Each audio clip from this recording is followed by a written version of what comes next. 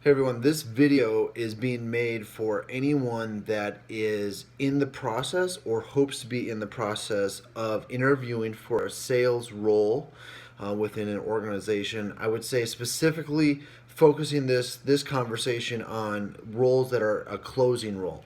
So in sales organizations, there's typically qualifying roles, closing roles, etc. This one's focusing on closing roles. I interview a lot of sales candidates.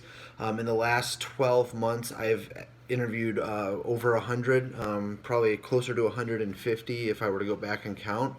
And one of the mistakes that I see made very commonly are people that are coming out of a sales position where they're maybe high transaction, they're talking to a lot of people, they're ranked very high within their current sales organization as far as their, where they kind of fall on the sales ranks, and you get them into an interview and you say, great, how did you get into the top 5%, or how did you be one of the top performing sales reps and win these certain awards or whatever it might be that their organization offers, and they cannot tell you what they've done.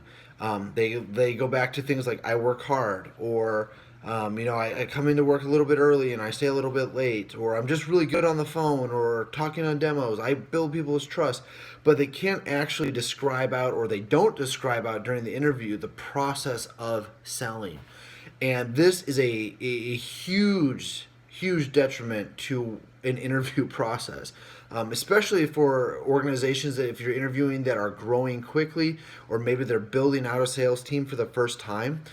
They're not looking for just anybody. They're not looking for just someone that has some nice words on their resume. They're looking for people that can actually take a tangible plan of attack and put it into action and really help the rubber hit the road. And so, one of the things that I would encourage you to do if you're in a sales interview process is to actually go through and write out your sales process. Talk about how you do discovery, talk about how you do a mutual plan, talk about how you discover pain points, and then what you do to dig in farther into those pain points so that you actually understand what they are. And know why you're doing these steps. It's so important to actually be able to know the why behind the reason that you're doing it. A lot of companies, especially like the one that I'm a part of, we don't run off of scripts. So you're not just getting on the phone with somebody and walking through somebody like perfectly planned out demo or phone call.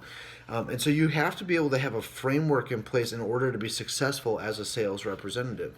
And that's something that, like I said, a lot of reps that are probably really good at their jobs, at least in their current organization, completely bomb interviews and fail and get rejected is because they simply don't know how to describe their process. They don't know how to describe how they're organized, how they follow up. They're, like I said, what they do when they're actually on the phone with a customer.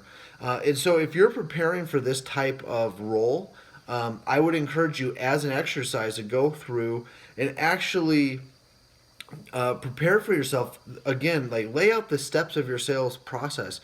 Not only does it help you be better versed in having an answer for a question regarding your sales process, but it helps you be more confident in why you're doing what you're doing, and you can talk about that on any on a whole bunch of questions that you'll get asked. Because they might not just say, the person that you're interviewing with might not just say, hey, what is your process, but they might ask you about how do you do discovery, what does your mutual plan look like, what do you like to do as you're wrapping up a call for next steps, whatever it might be.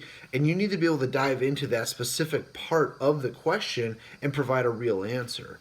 If you're in a sales position, maybe that's not a closing role and you haven't been closing in a closing role, but you're hoping to, I would encourage you to do the same thing. Read some books, read some blogs, figure out what you want to do.